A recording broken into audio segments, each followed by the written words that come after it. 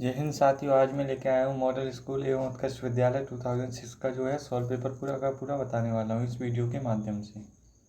यदि आपने चैनल को सब्सक्राइब नहीं किया है तो चैनल को सब्सक्राइब कर लें, बेल आइकन को दबाएं और फ्रेंड्स के भी ज़्यादा से ज़्यादा शेयर करें। आइए देखते हैं क्या है प्रश्न इसके। और ये लास्ट ईयर के क्वेश्चन पेपर इसलिए भी आपके लिए इम्पोर्टेंट हैं क्योंकि क्वेश्चन रिपीट होते रहते हैं इसके बार बार। तो आइए देखते हैं। क्वेश्चन नंबर 5 पूछा गया है हमसे, भारत में नोट छापने के कागज़ बनाने का कारखाना किस स्थान पर स्थित है? ये जो है होशंगाबाद में स्थित है। क्वेश्चन नंबर 2, राष्ट्रीय अर्थव्यवस्था में उद्योगों का योगदान कितना प्रतिशत है? ये जो है 23.8% है। ए ऑप्शन इसका सही आंसर है। प्रश्न नंबर 3 पूछा गया है, निम्न अंकित उद्योगों में से सबसे अधिक वायु प्रदूषक किस में होता है? तो ये होता है रासायनिक उद्योगों में सबसे ज़्यादा वायु प्रदूषक होता है। अब नेक्स्ट आगे देखते हैं अपन। वे उद्योग जिनमें कम पूंजी और कम मशीनें और कम श्रमिक की आवश्यकता होती है कहलाते हैं, क्या कहलाते हैं? वो छोटे पैमाने के उद्योग कहलाते हैं। स्वामित्व के आधार पर उद्योग कितने प्रकार के होते हैं? स्वामित्व के आधार पर उद्योग 4 प्रकार के होते हैं। इम्पोर्टेंट क्वेश्चन है और ये वाला भी है। और उसके बाद अखबारी कागज का कारखाना कहाँ स्थित है? ये नेपा नगर में स्थित है। इम्पोर्टेंट क्वेश्चन है। आगे देखते हैं। क्वेश्चन नंबर 7 हमसे किया गया है, हिंदुस्तान स्टील लिमिटेड किस राज्य में स्थित है? इम्पोर्टेंट क्वेश्चन है, ये उड़ीसा में स्थित है। क्वेश्चन नंबर 8, कृषि का सहायक उद्योग क्या है? इसका जो सहायक उद्योग है दूध व्यवसाय। ये ऑप्शन सही है। क्वेश्चन नंबर 9, खनिज आधारित उद्योग हैं कौन कौन से हैं? लोहा इस्पात उद्योग जो है खनिज आधारित उद्योग है। भारत में रेलवे जोनों की कुल संख्या कितनी है? तो भारत में रेलवे जोनों की संख्या है 16। ये उस समय की है, अभी रेलवे जोन कितने हैं? 18। आगे देखते हैं। क्वेश्चन नंबर 11 हमसे पूछ रहा है, क्या पूछ रहा है? राष्ट्रीय एकांकी संस्थान इंदौर किस वर्ष में स्थापित किया गया? ये जो है 2009 में स्थापित किया गया। क्वेश्चन नंबर 12, ऊषा राजे स्टेडियम मध्य प्रदेश में कहाँ स्थित है? ये जो है इंदौर में स्थित है। क्वेश्चन नंबर 13, मध्य प्रदेश राज्य का गठन कब हुआ था? तो इसका जो राइट आंसर है 1 नवंबर 1956 में हुआ था। तब इसमें कितने कुल 43 जिले थे। आगे देखते हैं। क्वेश्चन नंबर आपसे पूछा गया 14, 2004 के चुनाव में भारतीय जनता पार्टी ने मध्य प्रदेश राज्य की लोकसभा में 29 सीटों में कुल कितनी सीटें हासिल की थी? ये 25 सीटें इसने हासिल की थी। इम्पोर्टेंट क्वेश्चन है, ध्यान रखना इस बात को। आगे देखते हैं। क्वेश्चन नंबर 15 हमसे पूछा गया है, बनसागर बांध कौन सी नदी पर बना हुआ है? ये जो है सोन नदी पर बना हुआ है बनसागर बांध। उसके बाद 16 नंबर, किस शब्द की वर्तनी अशुद्ध है? तो इसकी जो है दुर्नी जो बार है इसकी वर्तनी जो है अशुद्ध है। बाद बाकी ये जो शब्द हैं ये शुद्ध रूप में लिखे हुए हैं। आपसे पूछा गया है कौन सी वर्तनी शुद्ध है? ये जो है आक्षरी, ये जो है बी ऑप्शन इसका सही है। क्वेश्चन नंबर 18 हमसे पूछा गया है कौन सी वर्तनी शुद्ध है? इसमें जो ऑप्शन डी है वो राइट आंसर है। आप पूछा गया क्वेश्चन नंबर 19, हवन में जलने वाली लकड़ी के लिए शब्द है, क्या है? समधिया, जो इसका है राइट आंसर है। इसके बाद 20 क्वेश्चन नंबर पूछा गया है, दिशाएं ही जिनका वस्त्र है उन्हें क्या कहते हैं? उन्हें कहते हैं दिगंबर। आगे देखते हैं, जिसे बुलाया ना गया हो उसके लिए शब्द क्या होता है? अनोहित। ये है ना इसका सही आंसर है। अब पूछा गया है आकाश से बातें करना मुहावरे का अर्थ क्या होता है? इसका मतलब होता है बहुत ऊंचा होना। आगे देखते हैं, सीधे मुंह बात ना करना मुहावरे का अर्थ क्या होता है? घमंड करना। इसका ये ऑप्शन सही होगा। आगे देखते हैं। अब नेक्स्ट क्वेश्चन पूछा गया है, कालाक्षर भैंस बराबर का अर्थ क्या होता है? इसका जो अर्थ होता है अनपढ़ होना। उसके बाद क्वेश्चन नंबर 25 पूछा गया है, हसुआई के ब्याहे में खुरपी की गीत लोकगीत का क्या अर्थ है? इसका जो अर्थ है असंगत बातें करना।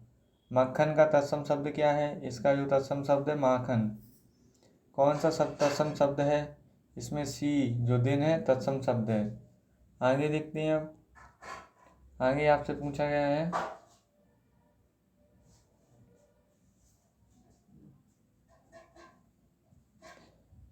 ये क्वेश्चन नंबर 28 पूछा गया है देवर का तत्सम शब्द क्या है? इसका जो तत्सम शब्द है द्विवर। ए ऑप्शन सही है।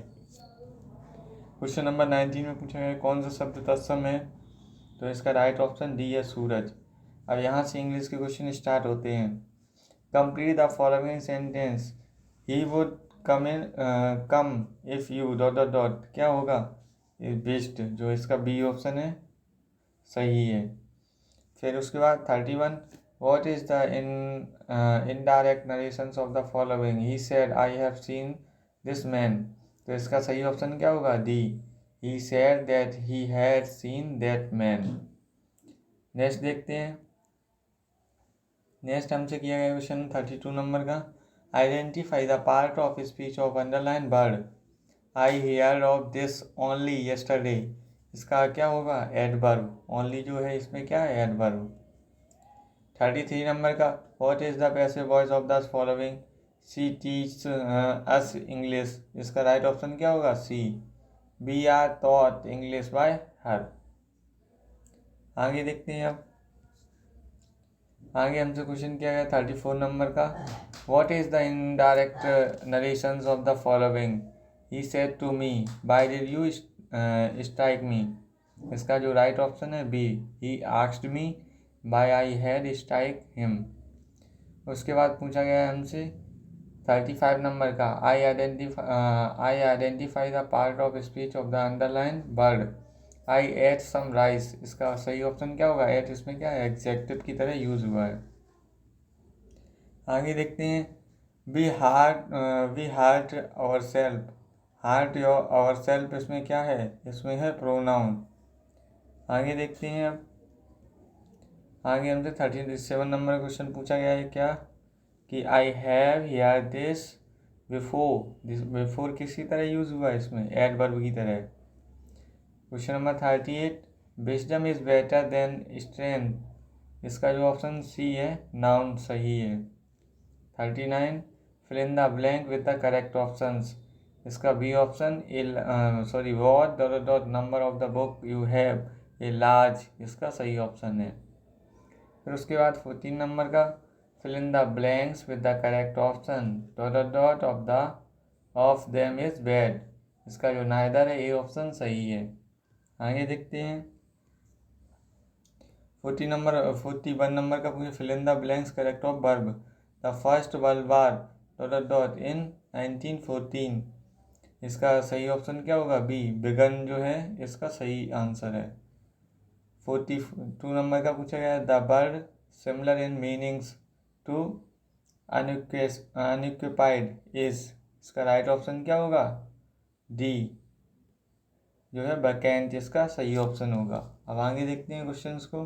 3 नंबर का क्वेश्चन हमें दिया गया है। इसमें क्या पूछ रहे हैं the antonym of agree is. इसका एंटोनिम क्या होगा? डिफर। एग्री का क्या होता है? Differ. Pick out the suitable prefix dot dot order. इसका सही ऑप्शन क्या होगा? दिस ऑर्डर इसका सही होगा। यहाँ से एनवायरनमेंट होता है स्टार्ट। निम्न में से जैव आकर्षण योग्य अपशिष्ट कौन सा है? इसका सी ऑप्शन सही होगा DDT। सूर्य मुख्यतः निम्न का बना होता है। किसका बना होता है? हाइड्रोजन का। आगे और देखते हैं क्वेश्चन नंबर 47 हमसे पूछा गया है। क्या बोल रहा है क्वेश्चन नंबर 47 वो देखते हैं। वायुमंडल के किस भाग में गर्मी का जितना विकिरण होता है उतना ही अवशोषण होता है? इसका जो बी ऑप्शन है सही क्षोभमंडल। क्वेश्चन नंबर 48 पूछा गया है सूर्य के प्रचंड ताप तेज ऊर्जा और हानिकारक किरणों से हमें बचाता है। सी जो है इसका सही ऑप्शन है समताप मंडल या फिर बाह्य मंडल। नेक्स्ट क्वेश्चन देखते हैं। नेक्स्ट हमें दिया गया 49 नंबर का निम्न में से कौन सी दुर्लभ गैस है? तो इसका सही ऑप्शन होगा ऑक्सीजन। 50 नंबर का दिया गया क्वेश्चन, वायुमंडल ताप में विभिन्न वृद्धि का कारण वायुमंडल में है, क्या है? इसका डी ऑप्शन, जल वाष्प की सांद्रता में वृद्धि होना इसका सही ऑप्शन है, डी। उसके बाद ये दिया गया 41 नंबर का, वायुमंडल में ओजोन छिद्र उत्पन्न हुआ था क्लोरोफ्लोरोकार्बन की वजह से।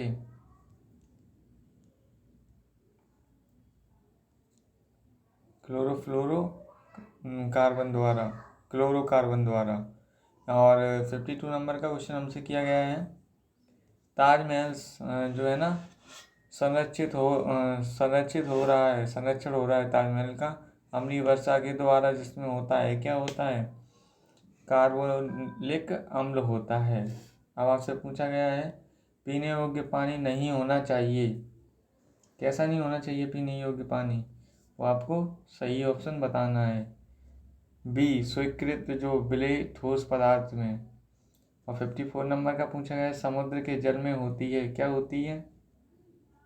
NaCl की अधिक मात्रा होती है। आगे पूछा गया हमसे, भारी पानी क्या रखता है? ये रखता है हाइड्रोजन का समस्थानिक, जिसके नाभिक में एक न्यूट्रॉन हो। वायु के मुख्य प्रदूषक क्या हैं? इसके हैं CO और N2। नेक्स्ट आगे देखते हैं, 57 में हमसे पूछ रहा है, अम्लीय वर्षा में मुख्यतः होता है, क्या होता है? CH3COOH, इसका सी ऑप्शन सही होगा। आगे देखते हैं क्वेश्चन को। क्वेश्चन कर रहा है 58 वाला, O3 मंडल का हितकारी प्रभाव जिसके द्वारा निम्न के अवशोषण के कारण होता है, इसका ये ऑप्शन है सही है, परावैंगनी विकिरण। नेक्स्ट क्वेश्चन किया गया है, किसी धमाके से अचानक निकलने वाली आवाज़ से हानि हो सकती है, किसकी हो सकती है? दृष्टि को। 60 नंबर का, सर जे थॉमसन ने किसकी खोज की थी? तो इलेक्ट्रॉन की इन्होंने खोज की थी। ये ट्रिक ध्यान रखना, ईंट पर नाचे,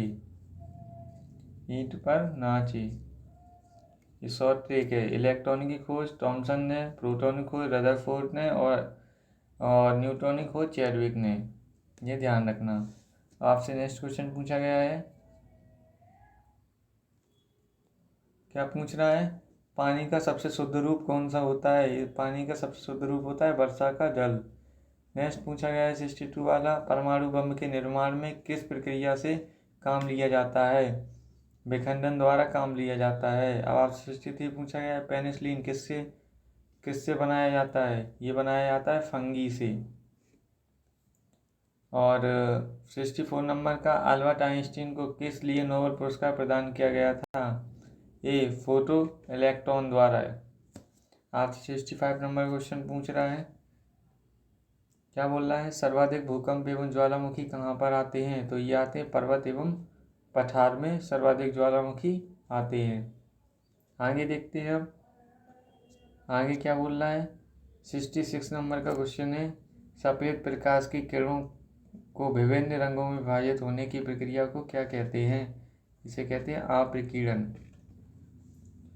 67 वाला पूछ रहा है, हवा के तापमान, नमी, आर्द्रता और संचार नियंत्रण की विधि को क्या कहते हैं? इसे कहते हैं संवहन। 68 वाला, लोहे में किस क्रिया से जंग लगता है?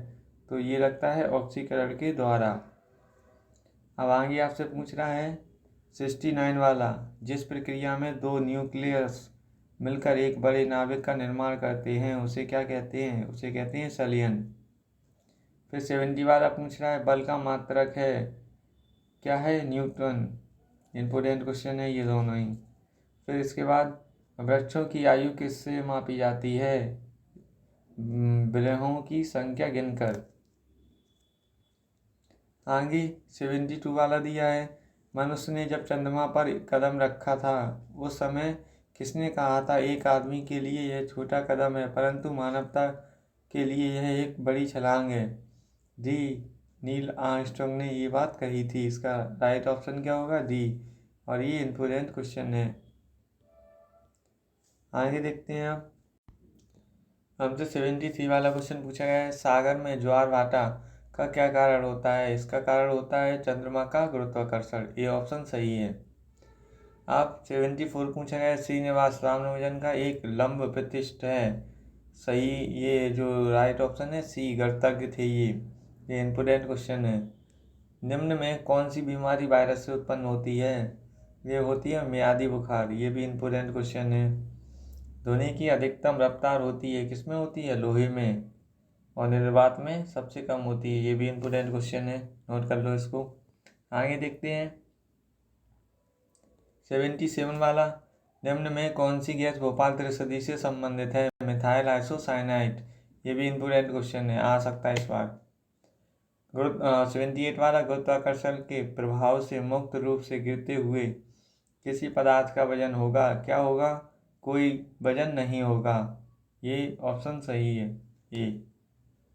सबसे कठोर पदार्थ होता है, क्या होता है? हीरा, ये भी इम्पोर्टेंट क्वेश्चन है। अब आगे नेक्स्ट पूछा गया है 80 वाला, यदि छात्रावास में 80 छात्रों के लिए 30 दिन की भोजन और सामग्री हो तो यह सामग्री 60 छात्रों के लिए कितने दिनों के लिए पर्याप्त होगी?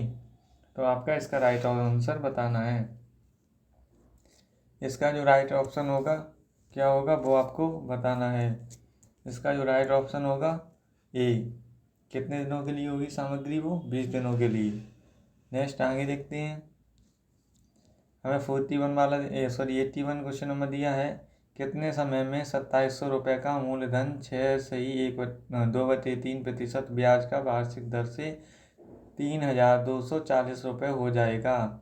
इसका जो डी ऑप्शन है 3 वर्ष, ये सही आंसर है। उसके बाद आपसे क्वेश्चन किया गया है, थोड़ा सा मिसप्रिंट हुआ है, कोई दिक्कत नहीं। 82 वाला, सुनील ने किसी साधारण ब्याज की दर से 7,953 रुपये 2 वर्ष के लिए और उसी ब्याज की दर पर 7,000, फिर उसके बाद 1,800 रुपये, यहाँ पे 1,800 आएंगे, 1,800 रुपये 3 वर्ष के लिए उधार दिए। यदि कुल ब्याज 2,343.66 रुपये प्राप्त हुआ तो ब्याज की दर क्या है? इसकी जो ब्याज की दर है 11%, ये बी ऑप्शन सही होगा। आगे देखते हैं, अब यहाँ से 83 नंबर का क्वेश्चन है ना, स्टार्ट होता है। क्या कह रहा है 83 नंबर का क्वेश्चन, यदि 3 क्रमागत संख्याओं के सम जो है ना संख्याओं का योग 108 है तो इसमें सबसे छोटी संख्या क्या होगी? इसका जो राइट ऑप्शन है डी, 34 होगी। अब हमसे आगे पूछा गया है, पिता की वर्तमान आयु अपने पुत्र की वर्तमान आयु की गुनी है। 2 वर्ष पूर्व पिता की आयु पुत्र की आयु की 13 गुनी थी। पिता की वर्तमान आयु आपको बतानी है, ये निकल के आएगी 28 वर्ष। आगे देखते हैं क्या बोल रहा है 85 में बोल रहा है कि 8 क्रमगत विषम संख्याओं का औसत जो है 16 है, तो इस श्रेणी में सबसे बड़ी संख्या क्या होगी? 23, इसका सही आंसर है। इम्पोर्टेंट क्वेश्चन है, नोट कर लीजिए आप। अब 86 वाला क्या बोल रहा है, यदि 2 क्रमागत संख्याओं का अंतर 4 है तो उनके वर्गों का अंतर 104 है, तो योगफल उसका क्या होगा? इसका जो योगफल है 26 होगा, सही आंसर है इसका बी। 87 वाला जो है ना आपका कॉन्सेप्ट बेस है, फॉर्मूला बेस क्वेश्चन है, तो इसको फॉर्मूले से होगा, इसका राइट ऑप्शन क्या होगा? डी। और 88 वाला भी फॉर्मूला बेस है, इसमें नंबर दिए गए हैं कि गुणा में इकाई का अंक पूछा गया है, इसका राइट ऑप्शन भी डी ही होगा। 89 वाला पूछा गया है आपसे, क्या बोल रहा है क्वेश्चन का कहना है कि भिन्न 2/3, 3/4, 4/5, 5/6 में सबसे बड़ी और सबसे छोटी भिन्न का अंतर बताइए क्या होगा? ये आपको बताना है। इस भिन्न का जो राइट आंसर है वो बी नंबर का होगा, ये 1/6 इसका राइट आंसर होगा। अब आगे देख, क्वेश्चन नंबर 19 पूछा गया है। ये 19 क्वेश्चन क्या कहता है, एक नगर की जनसंख्या 3 वर्ष पूर्व 25,000 थी।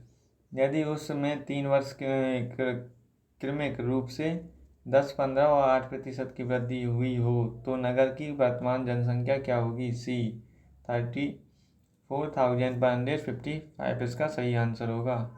आगे देखते हैं 91 वाला, किसी धन का 1 वर्ष में 8% चक्रवृद्धि ब्याज की दर से मिश्र धन 676 रुपये हो जाता है। यदि ब्याज अर्धवार्षिक हो तो वह धन क्या होगा? इसका जो राइट ऑप्शन है डी 625 रुपये। आपसे आगे क्वेश्चन पूछा गया है 92, तीन संख्याओं में दूसरी संख्या पहली संख्या की दोगुनी और तीसरी की तीन गुनी है। यदि इन तीनों संख्याओं का औसत 44 है तो सबसे बड़ी संख्या कौन सी होगी? इसका राइट ऑप्शन होगा 72। आगे क्वेश्चन किया गया हमसे 93 नंबर का, यदि 17.28 डिवाइड एक्स अपॉन में 3.6 इंटू 0.2 इक्वल 400 हो तो एक्स की वैल्यू आपको बतानी है। इसका राइट ऑप्शन होगा बी।